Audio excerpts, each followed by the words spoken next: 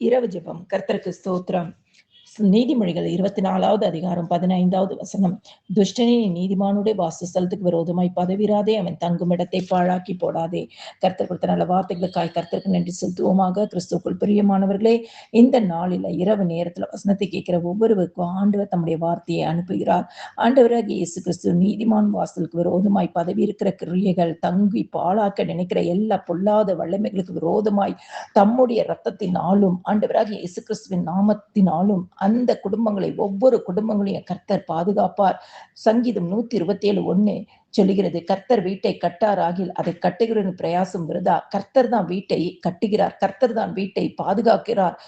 இந்த நாள்லயும் சத்துருவினால் எத்தனையோ போராட்டங்களும் வந்திருக்கலாம், பாடுகள் வந்திருக்கலாம், விரோதமாய் பதவி இருக்கிற காரியங்கள் வெளிப்படலாம், பாழாக்கி கொண்டிருக்கிற சத்துருவின் கிரியைகளை காணலாம். ஆனால் ஆண்டவராகிய இயேசு கிறிஸ்து சொல்கிறார், ஏசாயா 54:17, உனக்கு விரோதமாக உருவாக்கப்படும் எந்த ஆயுதமும் வாய்க்காதே போகும். எத்தனை விதமான ஆயுதங்கள் வந்தாலும், பதவி இருக்கிற கிரியைகள் வந்தாலும், பாழாக்க நினைக்கிற வந்தாலும், ஆண்டவராகிய இயேசு கிறிஸ்து ஒரு ஆயுதம் கூட நமக்கு விரோதமாய் வாய்க்காமலே போகும் என்று சொல்லி கர்த்தர் வாக்கு பண்ணுகிறார். கிறிஸ்துக்குள் பிரியமானவர்களே, இந்த இரவு நேரத்துல வசனத்தை கேட்கிற உங்கள் ஒவ்வொரு குடும்பத்தையும் ஆண்டவராகிய இயேசு கிறிஸ்து பாதுகாப்பார். விரோதமாய் உருவாக்கப்படும் ஆயுதங்கள் வாய்க்காமலே போகும். பதவி இருக்கிற கிரியைகள் நிர்மலமாக்கப்படும். பாழாக்க நினைக்கிற எல்லா பொல்லாத வல்லமைகள் ஒன்றுமில்லாமல் போகும். ஆண்டவராகிய இயேசு கிறிஸ்து நீதிமானுடைய வாசஸ்தலத்தை ஆசீர்வதிக்கிற தேவன்.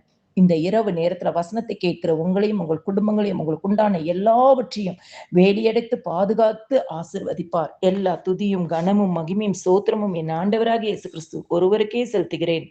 ஆமென்.